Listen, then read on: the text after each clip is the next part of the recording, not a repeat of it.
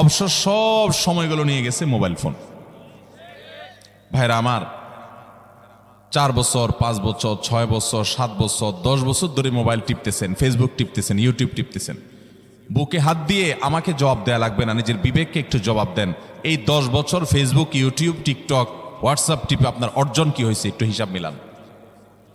এই যে স্ক্রল করতেছেন আঙ্গুল দিয়া, ঘন্টাকে ঘন্টা এই আঙ্গুল দিয়ে টানছেন টানছেন, নিচের দিকে যাচ্ছেন স্ক্রল করে ফেসবুকে, ইউটিউবে, একের পর এক। আপনার জীবনে অর্জনটা কি হয়েছে বলেন? ভাইরা আমার, এই মোবাইলের নিয়ন্ত্রণ করতে হবে, প্রয়োজনে ব্যবহার করতে হবে, কিন্তু এটাকে অনিয়ন্ত্রিত ব্যবহার করা যাবে না।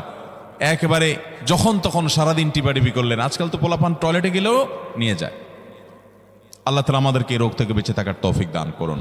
ভাইরা আমার, জীবনটাকে পরিবর্তন করতে হয়। সারা জীবন তো একরকম থাকলে হবে না।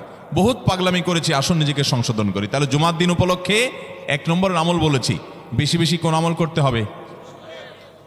সারা জীবন মনে রাখবো তো ইনশাআল্লাহ? বাসা বাড়িতে পরিবার লোকদেরকে মনে করাবো তো ইনশাআল্লাহ? আমি আমার ড্রাইভার থাকুক, আমার ছেলে মেয়ে থাকুক, আমার পরিবারের লোক থাকুক, আমি আমার কথা আপনাদের বলি উৎসাহের জন্য, যে জুমার দিন শুরু হয়ে গেলে আমি, শুধু আমি না, আমার পরিবার অন্যান্যরাও একে অন্যকে আমরা স্মরণ করে দিই। কে কে দুরূদ পড়তে কতবার পড়ছো, কেউ পড়ছে কিনা একবারও, সন্ধ্যা হয়ে গেছে, অনেকক্ষণ হয়ে গেছে, সবাই শুরু করি। আমলটা করবো তো ইনশাআল্লাহ?